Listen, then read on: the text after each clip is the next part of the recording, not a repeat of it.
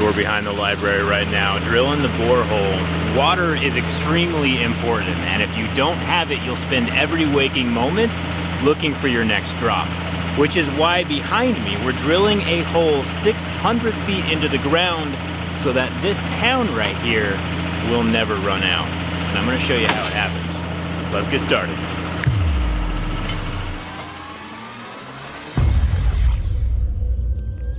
The reason we're drilling the borehole right here next to the library is because here in Budalangi, there is no indoor plumbing. There's no faucets you can turn on and have running water. And Philip, if you remember Philip, my uncle, he grew up here in this town. Apart from just not having plumbing, we also have the issue of being close to water. So the distance it takes you to come get water. When I was growing up here, we used to walk for about like 2 or 3 miles to get water. But now, with this borehole right here, we can get water closer, and also we'll get the water at a very high volume. When we're looking for water underground, it's not like there's some giant lake that we're gonna tap into. The earth acts as a sponge. If we were to only drill down 15 or 30 feet, it wouldn't supply enough water because the ground at that level is not saturated enough to satisfy a large town. Plus, with the shallow pump, sometimes the water is salty, which is not good to cook with or good to drink. We are bypassing all of those layers to the super saturated earth so that this will always have good, clean, pure water in abundant supply. The main water source for the village right now is a water pump that was installed about 30 years ago. Philip remembers using this pump as a kid, and as you can see right now, it's fallen kind of into disrepair. Plus, it's manual and everyone has to fill up their water jugs by hand. Because this particular water pump is so shallow, it runs out of water around noon. There's no more water for people who come later, and they have to wait overnight for the hole to resaturate and provide water again the next morning. It would be pretty disappointing to walk 2 or 3 miles to the water hole and find it empty. The way the drilling machine works is that it has these long metal poles. Each one of these are about 5 meters in length, and they're hoisted up onto the arm and set inside of the borehole. Then the top of the machine acts as a hammer drill, pounding the metal rods into the ground as they rotate, pulverizing the rock underneath. I've been told that if the rock is soft, each one of these metal poles takes around 15 to 20 minutes to go into the earth. But once we hit bedrock or granite, it could take up to an hour for each one of these 5-meter rods to be sunk down into the ground. These rods are just making a hole, by the way. They will be taken back out once the hole is finished. So with this process, we're not necessarily ever striking water. We are finding water going past it so that the hole always stays filled.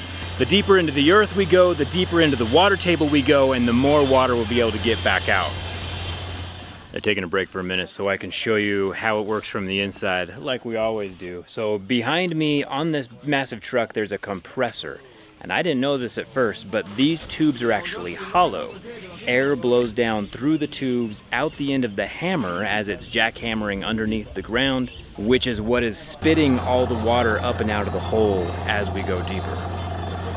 And all of this rock around the outside of the hole is from the rock that was pulverized as we've been drilling. Once the hole itself is done being drilled down through all of the rock, we have to put a casing around the interior of that hole so it doesn't collapse on itself. And that casing in this particular case is done with ABS pipe that's threaded on one end and perforated all through the center. The perforation actually looks pretty cool from the inside. And what it does is allows the water to seep in from the rocks around it, like the sponge we were talking about earlier, and fill up the tube so it can be pumped out. We only want to be pumping water and not any rocks or debris or anything from the sides of the tunnel. The tube is hoisted up into the air, and I'm gonna let you spend some time here with the tube as it rotates, getting screwed onto the tubes beneath it. We can't just drop the tubes down in the shaft, they have to be connected to each other, each one threaded into the other.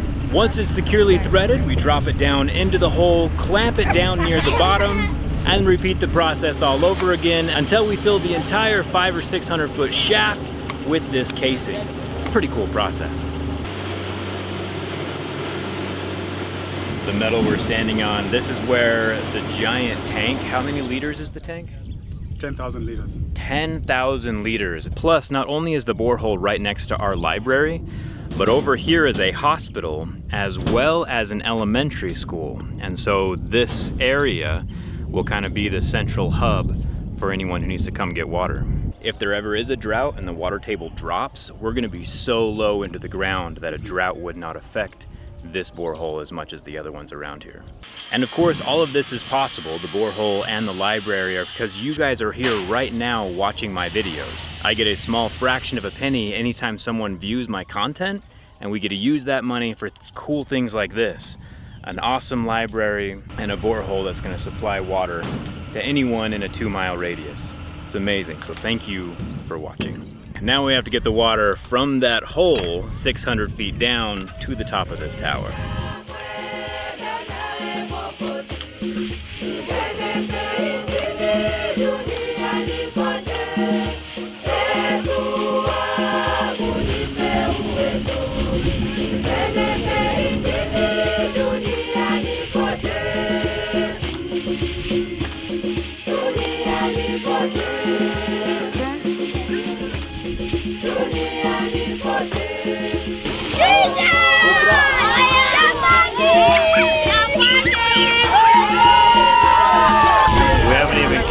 To the tank yet.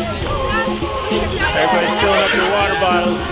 We need to get the water from here all the way over to there, that tank.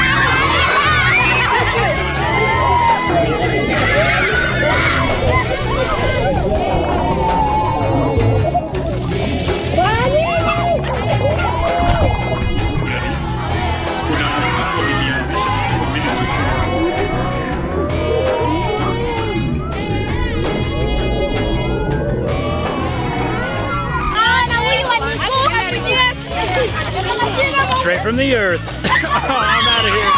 Woo! And there you have it, unlimited water coming from more than 400 feet in the ground that'll never be interrupted. Eventually we'll have solar panels up top, so this will all happen automatically off the grid.